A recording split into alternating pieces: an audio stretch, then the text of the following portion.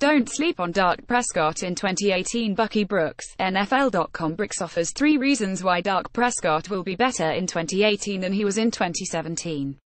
I find it interesting that so many skeptics question whether Prescott can guide the Dallas Cowboys offense without a real WR1 on the field.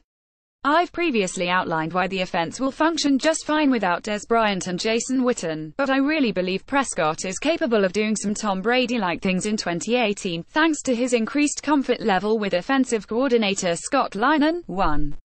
With that in mind, I would expect Prescott to take another step in his development, entering his third in the same system. Granted, that system is being retrofitted to better suit number 4's game after originally being designed with Tony Romo in mind. That's even more reason to believe Dak will break out in 2018. 2. Based on the numbers from his first 2s, Prescott is at his best when he spreads the ball around to a variety of playmakers, as opposed to just force-feeding the ball to a designated number 1 guy. That's why Prescott has downplayed the loss of Bryant at every turn. The force-feeding approach actually hindered his game. Despite targeting number 88 on 133 pass attempts last year, Dak only hooked up with Dez on 51.8% of those throws. By comparison, Ben Roethlisberger connected with Antonio Brown at a 62.3% rate, while Phillip Rivers and Keenan Allen had a 64.1% clip. 3. Another reason Prescott will flourish in 2018 is Ezekiel Elliott in the backfield. His presence completely changes how opponents defend the offense. The 2016 NFL rushing leader will force opponents to play more +1 fronts with single high safety coverage. This will create more one-on-one opportunities for the Cowboys' unsung WR core. With the quarterback intent on getting the ball to the first receiver to came open, instead of force-feeding it to Bryant, the Dallas offense could look like a ball movement NBA squad with number 4 playing point guard. Considering the Golden State Warriors' success with that approach, the Cowboys could see Prescott channel his inner Steph Curry while directing a retooled defense in 2018.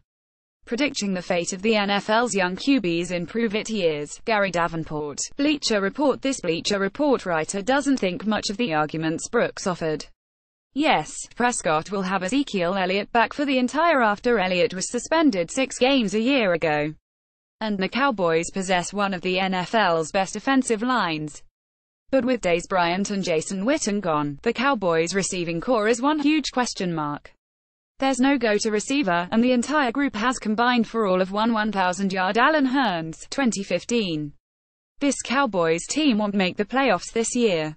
2 Cowboys off-season losses that are being overblown. Kevin Sherrington, Sports Day. Sherrington doesn't think the receiving core is one huge question mark. Q. Which veteran will be missed more this Dez on offense or Scandrick on defense? Kevin Sherrington, frankly, I think the loss of both has been overblown. Scandrick is the better player of the 2 at the moment. Or at least I think he'll have a better. Dez needs a QB who gets him, like Tony Romo did. Even at that, I don't think he's the same WR he used to be, at least physically. The Cowboys' WR core may not be very good, but it wasn't very good last year, either. I don't know why people don't see that. This is a running team. When the running game is good, it frees up the WRs. Witten is the bigger loss, because there's almost no experience coming in behind him. They've got some good young DBs and some promise at WR. I don't see the same at T. Here's why the Cowboys don't need a number 1 wide receiver to make a Super Bowl run. Rick Gosselin, Sports Day. Gosselin sets out to explode the myth that you need that franchise wide receiver to win a championship. There have been 18 Super Bowl champions since 2000. 7 of the Shams did not have a 1,000-yard receiver, and 11 of them didn't have a wideout catch at least 80 passes. Only 2 of the last 18 champions had wide receivers voted to the Pro Bowl, the Packers with Greg Jennings in 2010 and the Colts with Marvin Harrison and Reggie Wayne in 2006. The game has changed. With 4 and 5 receivers now in most passing sets, the quarterback has more options. More players are going to catch more passes. You don't need to ask one receiver such as a Jerry Rice or an Irvin to put a team on his back and deliver a championship. You can spread the ball around to an Alshon Jeffrey, Torrey Smith and Nelson Agholor as the Eagles did last and still get to where you want to go. And that's the type of passing offense the Cowboys will have in 2018 with this young receiving core. The ball will go where Dak Prescott's reads take him. It may be Cole Beasley one week and Michael Gallup the next. Cowboys are barely in top half of opening odds to make the playoffs. RJ Ochoa, blogging the Boys to Cowboys are barely in the top half of the NFL as far as opening playoff odds. Do you think that's fair? The Cowboys have the 16th best odds at making the playoffs. The Falcons, Ravens, Panthers, Packers, Texans, Jaguars, Chiefs, Chargers, Rams, Vikings, Patriots, Saints, Steelers, Eagles, and 49ers are who Dallas trails in terms of 2018 playoff odds. Almost half 7 of the Cowboys will be played against these teams, so at least it's technically the minority. The hottest seat in the NFL can be found in Dallas. Mike Freeman, Bleacher Report. Freeman identifies Garrett as a hot seat candidate, and then promptly proceeds to tell us why Garrett can be successful anyway. Jason Garrett is 67-53 as the Cowboys head coach in the regular, but since he took the job in 2010, the team has made only 2 playoff appearances. Des Bryant caught it. That's not a stellar performance. So perhaps it shouldn't be all that surprising that Garrett's name was among the 2. The other was Green Bay's Mike McCarthy. Several front office sources told me had the most pressure on them this coming. On the bright side, both have tools to save themselves. McCarthy has one of the best quarterbacks, Aaron Rodgers, to ever play this game, and Garrett has a special QB, Dak Prescott, of his own, an all-world running back, Ezekiel Elliott, and, to me, an underrated defense. In other words, there are plenty of ways to lower the temperatures in Green Bay and Dallas this fall. Playoffs are bust for Jason Garrett. Tim Cowlishaw, Sports Day. Cowlishaw offers a very different take on whether Garrett is on a hot seat. Is 2018 playoffs a bust for head coach Jason Garrett? Cowlishaw, it's a fair question to ask. I believe Jerry Jones has given us at least a couple of reasons to think that this coming is anything but playoffs are bust for Garrett as he moves into his 8th as Cowboys head coach. But at 75, I think the impatience that once led Jones to make head coaching moves on a revolving door basis now compels him to believe Garrett has the answers, and it's simply a matter of letting them fall into place, if not in this coming January then perhaps the next one. All-Pro guard Zach Martin has quite the scouting report on new Cowboys DL Jihad Ward. Joey Epstein, Sports Day. Newly acquired defensive tackle Jihad Ward is getting high praise from the media, coaches, and his teammates. A guy who can disrupt the running game, Garrett said, and affect the passer. His 14 stops and 18 quarterback hurries as a rookie support that. Ward is projected to back up Maliek Collins at left defensive tackle. Between David Irving's 4-game suspension to start the and Collins' off-season foot injury potentially lasting through the start of training camp, Ward will have ample opportunity to show coaches what he's got inside. And he'll work against the best guard in the league in Zach Martin. Martin has faith. He's got that combination of leverage and strength and speed and quickness, Martin raved. I truly believe he's going to be one of the top 3 techs in the NFL. A healthy, productive Jalen Smith could leave Cowboys with a problem. They'd love to have John Makota. Sports Day. Machota answered questions in a recent chat, one of them about Jalen Smith. What can we expect from Jalen Smith? Is John Makota. I don't think anyone can accurately predict that at this point. He appears to be healthier than he has been at any point since he was drafted. Having the drop foot brace off is obviously a great sign. What intrigues me at the moment is what if Smith, Sean Lee and Leighton Vander Esch are all healthy and playing well, how will they split up the playing time? It's unlikely the Cowboys will have 3 linebackers on the field very often. Lee is never coming off the field if healthy, so that leaves Vander Esch and Smith to split time in nickel situations, depending on Leighton's progress. But that's a problem the Cowboys would gladly welcome. Tank Lawrence dealings with Cowboys a deadline with no secrets. Mike Fisher, 247 Sports. Mike Fisher of 247 Sports gives his opinion on the rumors that DeMarcus Lawrence and the Cowboys officials could be potentially meeting to negotiate a long-term contract before the July 16 deadline.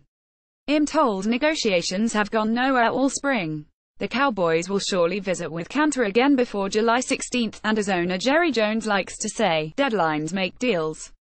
Maybe the conversation will spin away from $17 mil a year and closer to what guard Zach Martin just signed for, about $14 mil a year.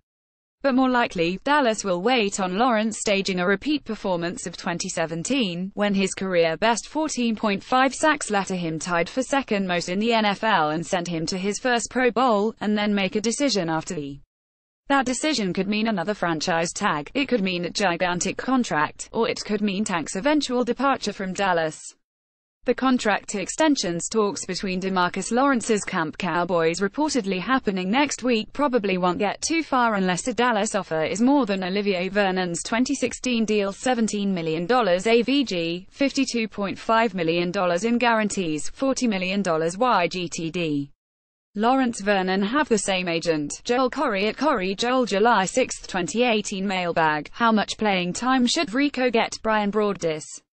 David Hellman, DallasCowboys.com. Brian Broaddus and David Hellman of the Mothership answer some mailbag questions from Cowboys fans around the world.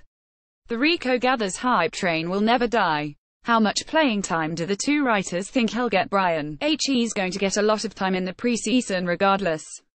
Missing last really hurt him on the development side. It might be too much for him to have to make up.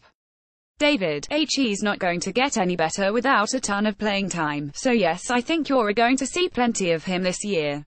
If you recall, the Cowboys played him plenty last summer. It's too soon to say where it's going to go. I don't know if there'll be trade or if he'll make the team or what. But it starts with him getting a chance to show his stuff. Cowboys complete roster breakdown. Who is the most irreplaceable player on the team? Danny Phantom, blogging The Boys. Hard to argue with Phantom's list of names. Zach Martin, Travis Frederick G. See, Zach Martin and Travis Frederick are included together because both are outstanding and both would likely have the same backup as Joe Looney and Marcus Martin have position flexed to play center. It's unclear who all makes the team on the interior offensive line, but it should include at least Joe Looney and Marcus Martin, if not both. While either are not terrible backups, the drop-off in talent from the all-post starters to the reserves is considerable. DeMarcus Lawrence. The Cowboys have done a good job strengthening the depth on the edge recently. Draft investments like Taco Charlton and Dorrance Armstrong as well as veteran free agent signing Cone Ely give them solid depth at the position. In previews, we'd all be happy about that type of depth filling in for a key starter. However, in previous years the team didn't have a perennial pass rusher sitting out there on the edge. Thanks to a breakout from DeMarcus Lawrence, the team now has someone they can't afford to lose. We love the arsenal the team has within its rotation, but should something happen to Tank, the pass rushing battle just got a whole lot harder. Ezekiel Elliott. A lot of people attribute last year's failures to the loss of Ezekiel Elliott, as his suspension marked a turning point for the Cowboys. The team was just coming off a 3-game winning streak, only to turn around and lose 3 straight once Elliott's suspension took effect. In that span, the offense averaged 7 points a game. But then, the Zeke-less Cowboys would turn around and win 3 straight again as the team would average 33 points a game. It appeared the team found a way to still win games without their star running back. As discussed already, the offensive woes had more to do with the absence of one of their top blockers than it did without their top ball carrier.